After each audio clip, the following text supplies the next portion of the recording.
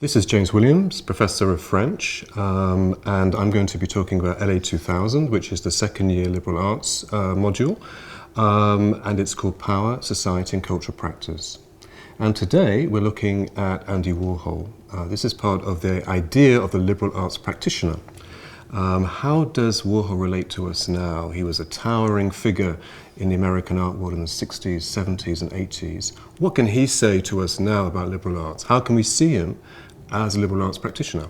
So that's going to be our focus today in this block, which is talking about liberal arts, multimedia, crossing disciplines. And we're going to be looking at a way in which we can engage both critically and creatively with Warhol's work.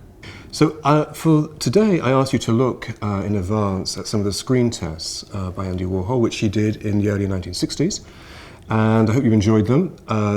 He did 500 of these screen tests, and this is a bit of background for you. What he did was he got people into his studio, the Factory in New York, and had them just sit in front of a camera on a tripod for 3 minutes or so. It was a bit of a screen test, literally a test of endurance for many, just to look at the camera with no one else around. Sometimes Warhol left the building. And then what he did was he would, once it was filmed, project this material, but at a slower rate, so it seemed like it was in slow motion. So what is going on here with Warhol? What is he doing with the real world, his real world, the contemporary life of Warhol the artist in New York? How is he engaging with it? Is he transforming it? Is he critiquing it in some way? These were 500 screen tests, many of which are still available on YouTube. So I want us to think, first of all, about the implications of the screen test.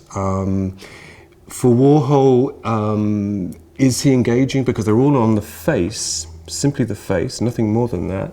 Is he engaging with the tradition of Western art, the portrait tradition? Is it very much a kind of art historical engagement? Is he trying to somehow engage with the machine here, the camera, and try to subject humans to the machine, and push them into betraying some sort of emotion? Is he therefore trying to use the inhuman to produce something like the human, some sort of feeling? What is he doing? Or is it simply voyeurism? Is it exploitation of the people that were coming in? They were famous artists, Salvador Dali, they were people from the street, they were friends, lovers. What was Warhol doing? And that is the real world issue that he was trying to pose with his medium, in this case 16mm celluloid film, very old school. And I want us today to, in a sense, simulate the screen test. Obviously we can't use 16mm, it's still available, but very expensive. But we do have smartphones. That's our new technology, which if Warhol was still around today, he would be using and going on TikTok and doing all sorts of things that we now take for granted as part of the contemporary condition. So what I want you to do is to work in pairs today, and one of you will be taking a smartphone and filming the other for 3 minutes or so. And what I'd like you to do is, first of all, not move if you can, so to keep the smartphone as static as possible. Simulate a tripod, if you like. And the other person is just going to look at the camera. Now that's the basic setup of the screen test. But I also want you to think about ways in which you could do things that the smartphone can provide, which obviously Warhol wasn't able to do. Use of light. Light certainly was something that Warhol was aware of, but we can now modulate light on the smartphone. Are there things in the smartphone that could enable post-production? Perhaps slowing down or fast accelerating the final product?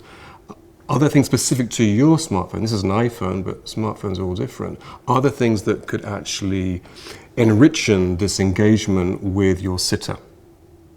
So that's going to be the creative skills workshop for today. And I want then everyone after that to come together and to work on some critical questions. And these are the questions that I'd like to get to by the end of the session. What is the general feeling about the progress that we've made here? Are we doing something that is different from Warhol, or extending it, or going against what Warhol was trying to do, which was to subject the human to the inhuman gaze? He called it the sort of the black hole effect. You just look at this black hole of the camera.